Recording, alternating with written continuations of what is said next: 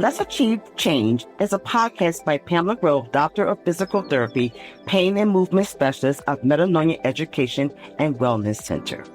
My goal is to make you aware of various health and wellness topics.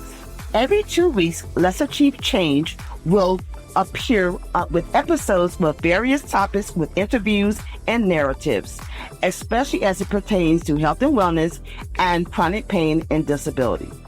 I propose to be the voice for those silent sufferers out there. If you'd like to learn more about Let's Achieve Change or Metanoia Education Wellness Center, please visit our website at changeachieve.com. Hello, thank you for joining me today on Let's Achieve Change. I'm Pamela Grove, Doctor of Physical Therapy, Pain and Movement Specialist of Metanoia Education and Wellness Center. Listen, if you want to make some changes, you have tuned into the right podcast. Now listen, don't forget to hit that notification button so that you can subscribe and you won't miss any future episodes on some changes you might want to make. Hello, everyone. Welcome back to Let's Achieve Change. We're in season 2, episode 2 on autoimmune disorders. I'm going to try to keep my commentary very short today because we have a guest today who has an autoimmune disorder, which is so very, very, very rare. And I need her to be able to have the time to share her details of her disorder. As I mentioned last episode, there is so much more research that needs to be done to effectively treat and a more, timely manner of diagnose those with autoimmune disorders. We would try to each week, as we have the different guests come on, be able to hopefully educate and provide more public awareness about autoimmune disorders. These guests are bearing their souls and sharing how they struggle from day to day, how their lives are affected, but their goal is still to live successfully and peacefully and happily and continue to contribute to society. Well, without further ado, I'm going to bring on Alicia. Good afternoon, Alicia. We have Alicia here today. And Alicia, first of all, I'm just thankful for you being brave enough to come forward and share your story. The purpose of this is to, let the public know, as many people as possible know, get some idea of what people go through who have disabilities, who have pain. I think we just take it for granted and we don't really know what you guys go through. You know what I'm saying? So yes. I want to just first thank you for coming on. So before we dive into the questions, because I don't know a whole lot of your history, some of the points of your history, I want you to just give the listeners just an idea of, how it started, and a little bit about what your disability is, okay? If you don't mind. Go ahead. Okay, so ultimately it probably started way before I had any kind of clue that it was starting. Years ago, I would have rashes and things like that and blisters that would come up, and I would just think, I had a cold or something like that, a sore throat with blisters. Okay. But eventually I had this knot come up on my sternoclavicular joint, which stood out quite a bit on my collarbone. Okay. And I went to the doctor, and they basically thought that I had some type of cancer. So they start running all these tests on me, and blood tests come back saying, that I have high markers for autoimmune disease. Okay, let's hold that thought for 1 second, because you're telling us some good stuff, some good things, and I have to really make sure we get this because the average listener does not know all this information. So first thing I want to ask is, do you remember what year this was that you went? Do you remember approximately? About 2014. 2014. And when you say blisters, can you please tell us where the blisters were? They were in my throat. Okay. And they were swollen. Okay. Similar to, I can't think what you call those things that you get on your tongue, your canker sores. Yeah. Similar to that. Okay.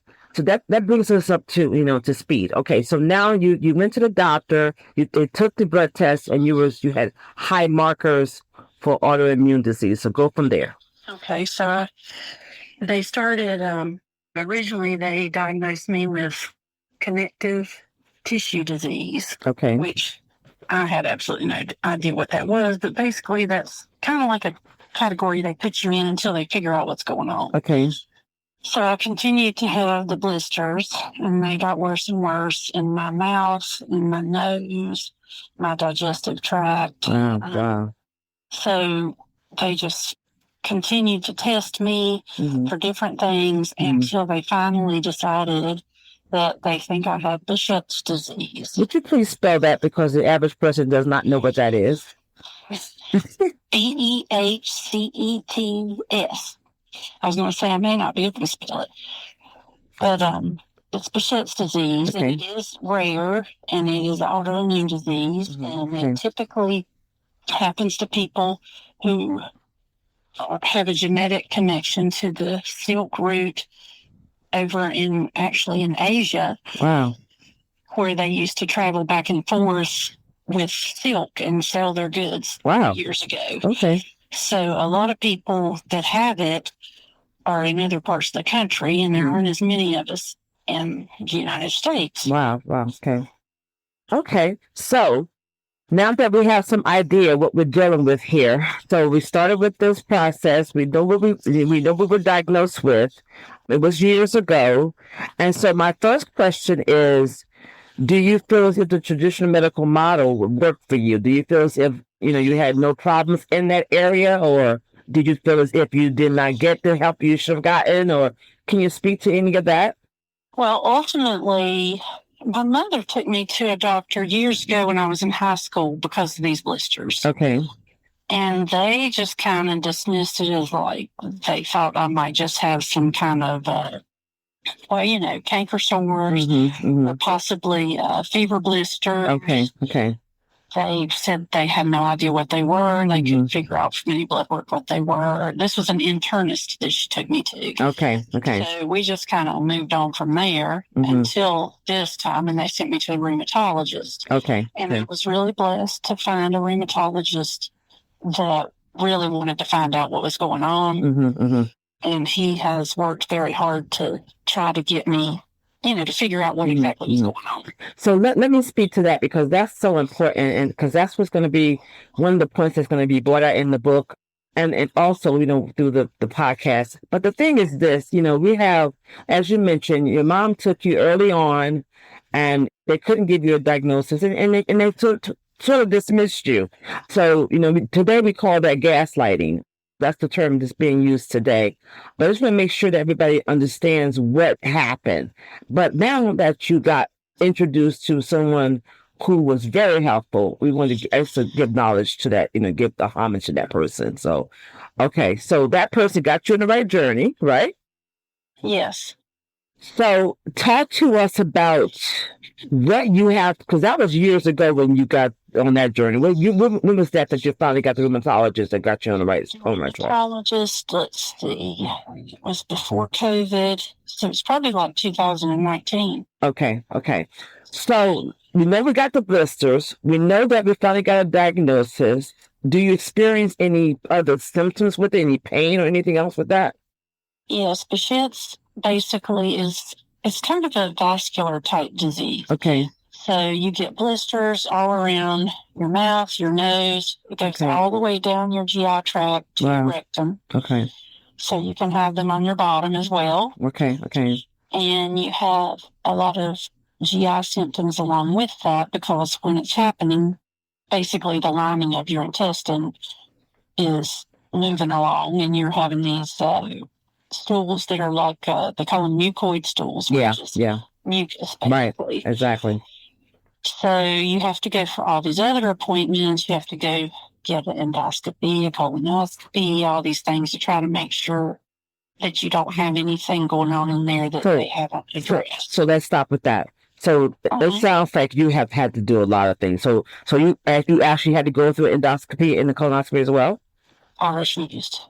Okay. Oh, interesting. But they sent me, and I went to the doctor, and I discussed it with the doctor and told her I would come back when I was older and we would do the basic test, but I didn't want to do it then. And what was your reasoning for not doing it then? Well, after talking to her and explaining things. She did not think I needed the endoscopy. The colonoscopy, she just basically said would only be because of my age. Mm-hmm. And, making ruling out cancer, that kind of thing. Mm-hmm. So I thought, well, if she doesn't seem to think I need it right away, then I'm going to do it when it's time for me. Certain years you have to have a colonoscopy. Exactly. So she just thought that it was not any risk. It wasn't time for that. Yeah, and she determined that she didn't think I really needed it right then. Okay, I got you. Okay. All right. So we didn't have to have we didn't have those 2 testing done. So how often do you have these? Are they like flare-ups or kind of like what do you call them? Episodes or what happens? I just call them flare-ups. Okay. Really. Okay.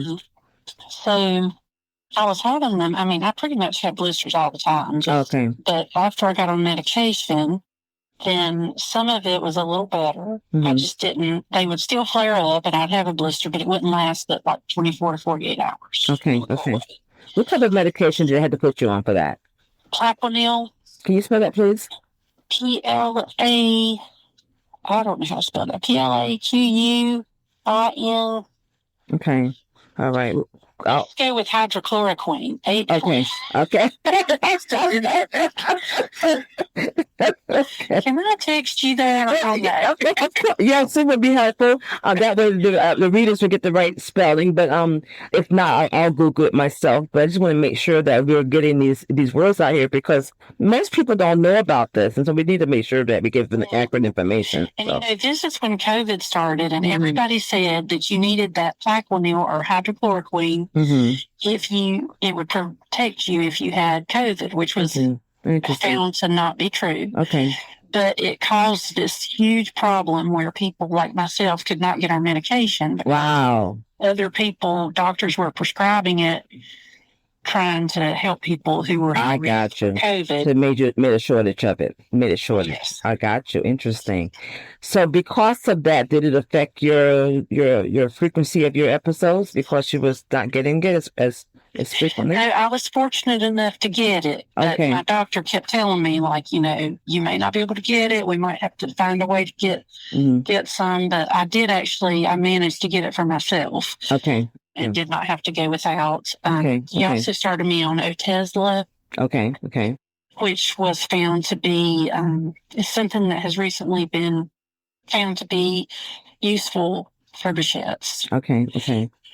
So my rheumatologist is very good at looking at all the latest research, trying to find out if there's anything new coming out. Sounds like it. You're so blessed. You're so blessed for that. On that, and it made me so sick. Oh, wow. First because one of the big side effects is headaches. And I mean, it really, the first 2 weeks was not fun at all. Wow. And I just had to kind of bear through it. Wow. Until it finally calmed down. And then after that, I really didn't have any side effects from it. Okay. A little bit of, I'd say a little bit of upset stomach, like I got to take it with food or else Yeah. Good. So how long have you been pretty stable on the Otezla? I think it's been 3 years. Wow, that's awesome. Yeah. Okay. So when I say stable on Otezla, what I mean by that is what I said earlier. The blisters are coming, but they go away quickly. I got you. So then I developed. Do you want me to go forward? Yeah, I want them to understand pretty much. Like we got the blisters, we got the GI situation, we got that was kind of went over that. That was no problem as far as that, and then you got that was my main thing. Okay. Yes. Okay. Well, then I started having problems with my eyes. Wow. And they'll call it dry eye. And doctors tested me for sojourns, which is a lot of dry eye type stuff, dry skin eyes, which I was negative for still. But I started having to go to my eye doctor. He was testing me more frequently because I'm on Plaquenil, and that can affect your eyes. Okay. Behçet's can also affect your eyes. Wow. A lot of people get uveitis or iritis and have to go get steroids, basically, sometimes in the ER because it can cause blindness. Okay. So I suddenly kind of realized at work when I was working that for some reason I couldn't see really well out of my left eye. It was like everything was blurry. So I went to the doctor and he looked at everything and he said there was all this inflammation behind my cornea. Wow. Wow.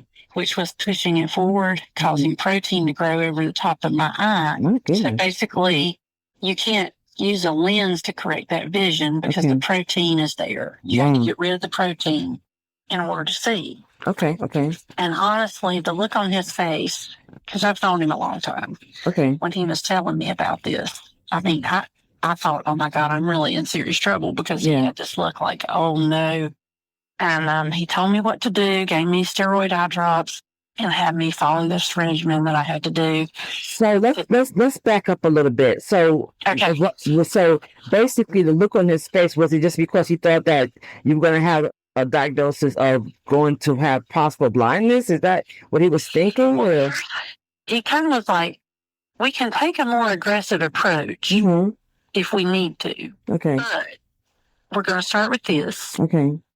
So, like, the look on his face made me think this is not going to be something that resolves. This is permanent. That's what I thought. I got you. Because he was very serious. Like, he almost looked like he was about to cry, kind of thing. Oh, wow. But never did say that, though, but just you just saw the expression on his face. Yeah. Yes. I mean, because I've known him a long time. Okay, I got you. So he told me what to do with the eye drops and the wetting drops. I literally set the alarm on my phone all day at work, and I'd have to put the drops in every hour. And then I had to put this ointment in at night. Wow. And after a couple of weeks, I could see clearly. Wow. Okay. So I went back and he did all these other tests. So let's stop. Coming and going. Let's stop. Because you got a lot going. Okay. So at any point, because I hear this is ongoing now for a couple of years and COVID situation and going on and all this is going on. At any point, were you able to sort of like hide this from like the average person, or did anybody know that you were going through any of this other than maybe your husband? Did anybody else know? People really don't know unless you tell them. Okay. I mean, you can see bumps on my face sometimes. One thing I did find is that once you get a blister in a certain place, every time you have a flare up, the blister comes back in that place. Interesting. So, when it transfers to other areas of your skin, because some are on your face, they look like pimples. Okay. But they're not pimples. So once that happens, every time I break out, I would have it on my face in the same exact place everywhere, and my nose the same place, which was quite painful. They started developing down further in my throat to the point that I couldn't eat. Wow. Okay. Or it was painful to eat. And then, but basically, no one at your job or no one knew about this was happening. Is that what you're saying? Not really. Okay. They knew I was going to a doctor. They knew I had some arthritis type stuff going on. Okay. And then he put me on some medicine. Let's talk about this. Okay. So I know that you're really underplaying this because there's no way in the world this could have been this easy for you. So if you are experiencing all of this and you're going to work every day, and I think you were probably in a position where you were over a lot of people, right? You were like in a position that, I was in the director role. Okay. Had approximately 50 employees over 5 counties. counties. So let's listen to this. So now we got you in a situation where you are responsible for so many employees. You're going through this on your own without being able to share this with anyone other than you, probably your husband.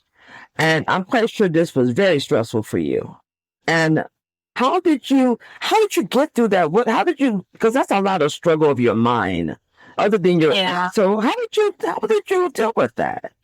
I mean, it was difficult. It was, there was some drinking. I'm not even going to No, unless you can express what you had to do. I mean, sometimes you just come home and you're just like, that's it. I can't take anymore. And I'm just drink something and try to relax and take my medicine.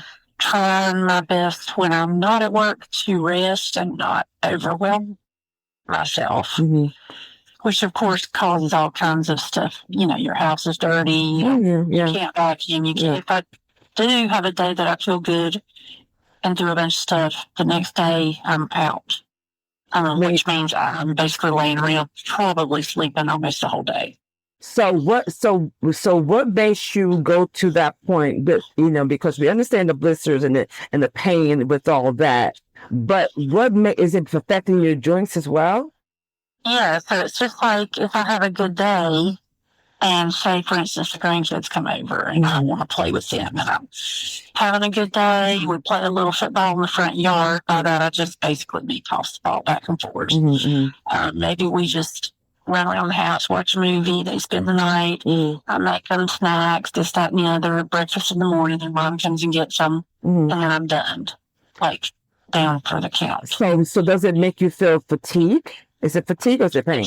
Severe fatigue. Okay. And pain sometimes, just like all over, general fatigue, pain, muscle ache. Okay.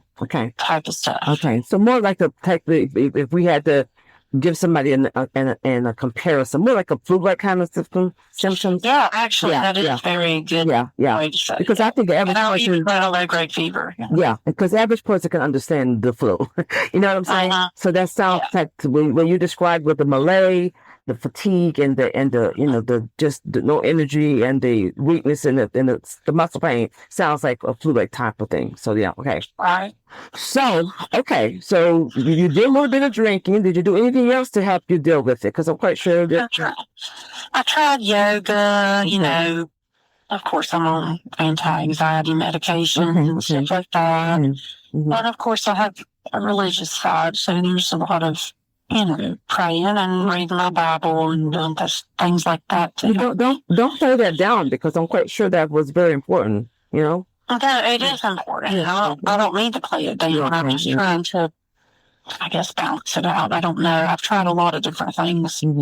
Tried to change the way I lift things, change, certain things I have my husband do because I know I can't do. Or he'll tell me, you're doing too much, you got to sit down. Stuff like that. And I do keep a lot of it to myself. And I keep because it's just, well, who wants to talk about that all day, right? So are you afraid that if you shared it with people, they just wouldn't understand? Or you feel that you would be disappointed how they reacted? Or why do you think you don't share with anybody? I wasn't really in the director position. Yeah. I might need to move forward with before I go there. I had gone to a neurologist. My rheumatologist sent me to a neurologist. Okay. I had to have another scan. Okay. And when I did, he found something on my brain that was growing. Wow. Pons of my brain. Okay. Which is common with Behçet's. So then everything changed. Okay. From just a physical, we got blisters, we got GI, we got pain in the joints, to now something's wrong with my mind. Okay. And it's more difficult for me to focus. Okay. It's more difficult for me to remember anything. And as a director, there's a lot of things you need to remember. Okay. So it really started affecting me at work. Okay. Here we go. Now this is important. Okay, go ahead. Yeah. So it was, and I didn't want to tell people what that was about. Okay, I got you. Because people judge you. Like they think you have dementia. They think you shouldn't be doing this job. You know what I mean? I did eventually share it with a few closer people in the office, which at first was no big deal, but eventually they kind of turned on me like, you shouldn't be doing this because you can't do it anymore.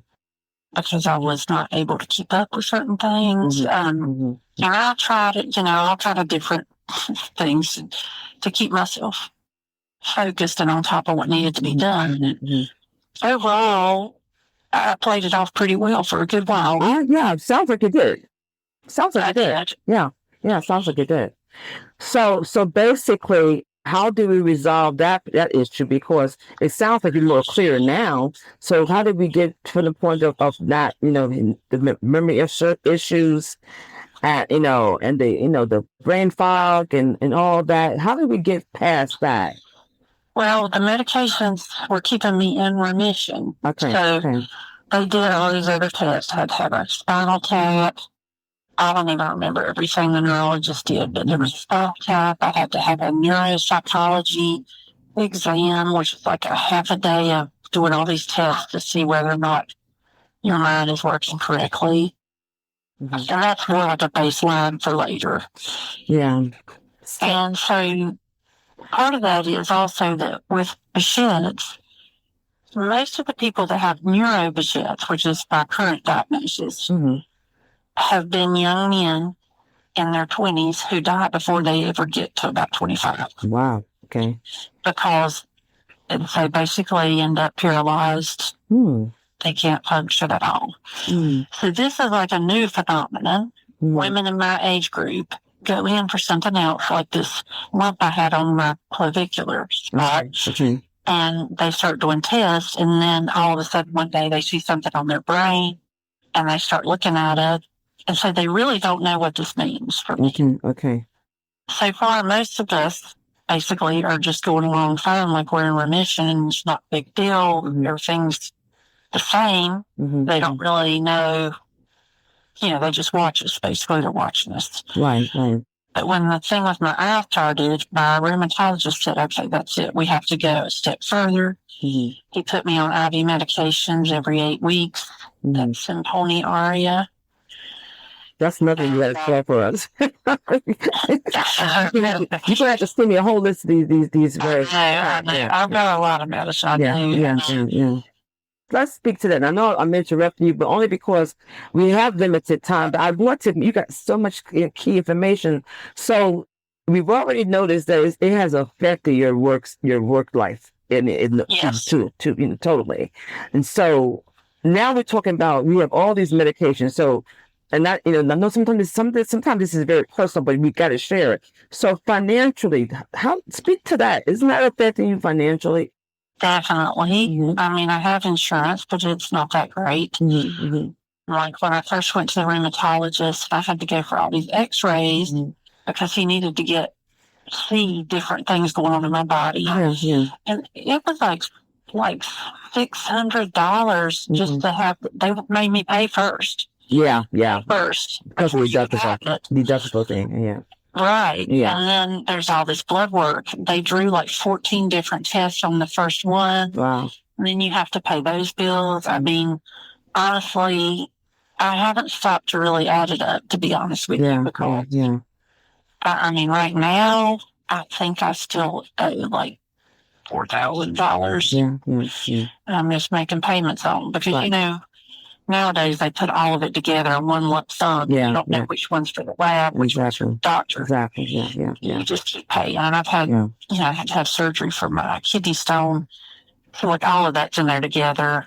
So do we feel as if, okay, so because right now you're in remission, and right now they really, tell me if I'm wrong, because I'm going to do a summation really quickly, but basically what I'm hearing is this is very, very rare in the country. It's very rare for women of your age and in this country, period. So it sounds like they have very low experience dealing with this type of disorder anyway. So basically they just continue to monitor any symptoms you have and treat the symptoms as they come along. Is that what we're saying? Pretty much. Yes. And they're looking at the research, trying to see if there's anything new going on that they can do. So basically, my neurologist just came out and told me, that I'm basically the only person he's ever seen with it. Yeah. My rheumatologist didn't say that, but I know it's rare, so I'm not sure that he's seen that before or not, but he knew about it, and he's been very diligent following it. So now that I'm on IV therapy, the hope is that everything will calm down with my eyes. And keep that under control so that I don't have that issue. But since I started the IVs, I have not had any blisters. Well, that's good. That's really good. Yeah. So it's good. something different. Praise God for that. Yeah. So did we have to, because I'm quite sure that the stress and all the things you had to go through with appointments and procedures and the stress and the dealing with all the employees that you had to deal with, and did we have to change that position at all, or are we still in that position? I pretty much had to give it up. It just got to a point things were getting tougher and tougher, harder to keep up with. So I couldn't keep up. Yeah. I had to have a conversation with my boss about it and pretty much tell them, that I have this diagnosis of neurobichets, and that I don't really know what that means for me. And how did they respond? Well, they were, very kind about it. As far as we're sorry we didn't know that.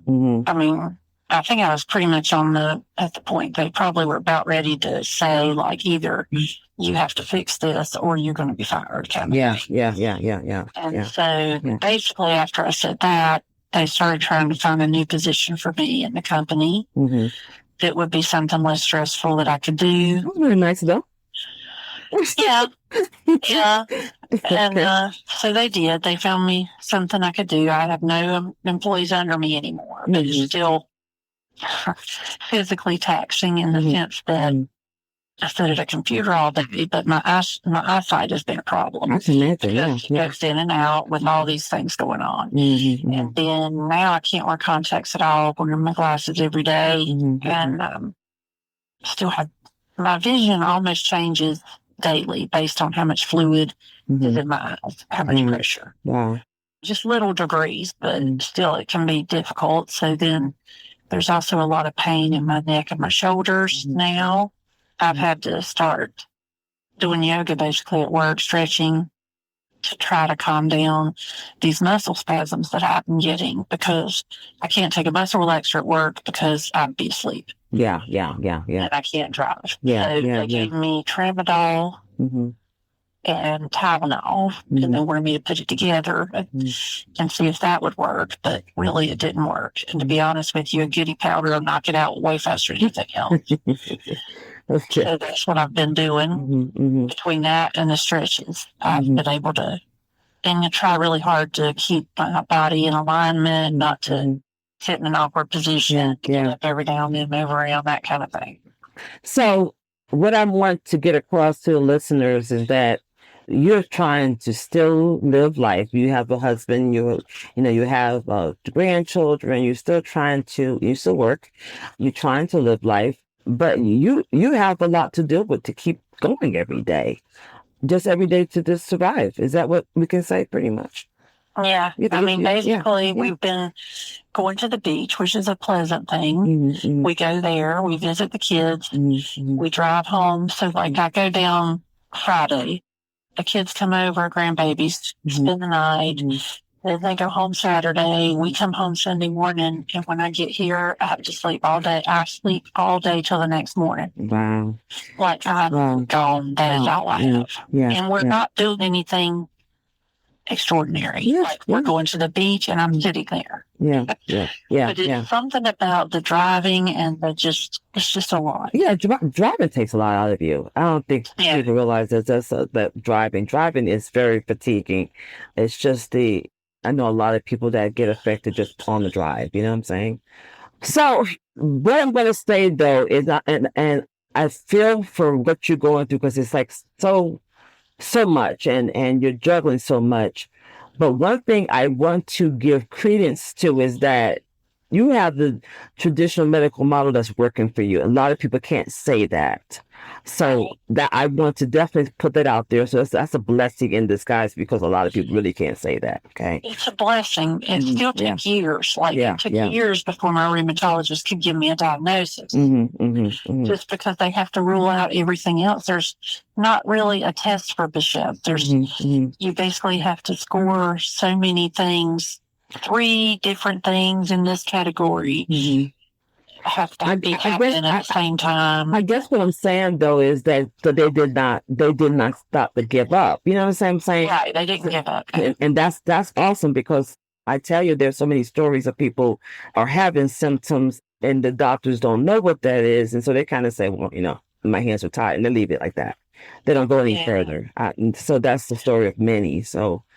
You're blessed in that sense, and I want you to realize that you're really blessed in that sense, and that's good. I'm glad to hear that. Yeah, with that, Well, I think we pretty much have seen that you have suffered many losses as a result of your disability, and I'm hopeful that you will stay in remission because I'm quite sure you have a lot to give to society still. You know what I'm saying? So I'm hoping that you're going to stay in remission. I'm going to continue to pray for you with that. But if we had to. I tell people sometimes this question sounds kind of morbid, but, I want to leave something with your listeners. So if you had to put an epitaph on your tombstone, like, for example, something that speaks to, if someone hears it, they go, yeah, that sounds like Alicia, someone who really knows you. Like, for example, like for my brother, he's going on to heaven, and he would say, grace and peace, dear ones, or it's not just nice to be nice. That was him. If you heard that, you would know that was him. Me, Right. I say all the time, it's just nice to be, I just say all the time, it's just what it is. It is what it is. I say that all the time. That's what I say. That's something that it tells people about who I was, I guess. But what would be your epithet? I guess it would be get up, dress up, never give up. Wow, I like that. I used to say that a lot, especially as a director, because getting up, putting on my face, putting on my clothes, my high heels, and going in there kind of just gave you that little extra oomph, I guess. Yeah. You're kind of like playing the part, even if you're not quite all there. Yeah. So I'm going to repeat that back because that's going to be the name. That's going to be the title of your book, your chapter. So get up, dress up, and never give up. Yes. That's awesome. That sounds awesome. Anything else you want to put out there to anyone else, or? No, just, now in my life, at the age I am and everything, I'm starting to have to deal with the fact that a lot of the goals I set for myself earlier are no longer obtainable, just physically. So I'm having to readjust my thought process in the sense of what I still can do and find whatever it is that I can do to make a difference. Have you considered getting counseling? Oh, I have counseling. You have counseling. You didn't mention that because I do go to counseling. Okay. I have a side doctor that does all my meds for depression, anxiety. Okay, that sounds good. Well, I still thank you. I really do. You're awesome. I want you to know that. You're awesome. So I appreciate that. I thank you for not feeling too awesome right now. Well, you might say that, but you really are. You give more than you think you're giving. So just know that. You know what I'm saying? Just go with that to say that you still give more than you think you've given. So okay. Well, I love you very much, and I'm glad to hear that you are at least surviving, and you are still getting a chance to spend time with your family on a regular basis. I love that. Yes. So, love you too, my friend. Okay. We're going to sign off. Okay. All right. Okay. Bye-bye. Bye. So in conclusion, first of all, we want to thank Alicia for coming on today. In conclusion, you see that Alicia, who was an RN by trade, served as a director for so many years, over greater than 50 employees having to step down, and how she continues to try to survive and live happily. If you think you have a story to tell, or someone who has autoimmune disorders, or any other story you think might need to be told that's worthy to share because it might be a blessing to someone else, please contact us at our website, PamelaGrove.com. You can email us at a link. On that link, there will be a link there. You can email us and leave your contact information. Once again, thank you for listening in. Until next time, let's achieve change. Talk to you soon. Thank you for tuning in today at Let's Achieve Change. Don't forget to like, share, and subscribe. You will find out more about Metanoia Education and Wellness Center on our website at changeachieve.com. We welcome your questions and your feedback. Please feel free to fill out the form on the website and we will contact you directly. I pray that you prosper and be in good health, even as your soul prospers. Remember, it's all about the change. Thank you.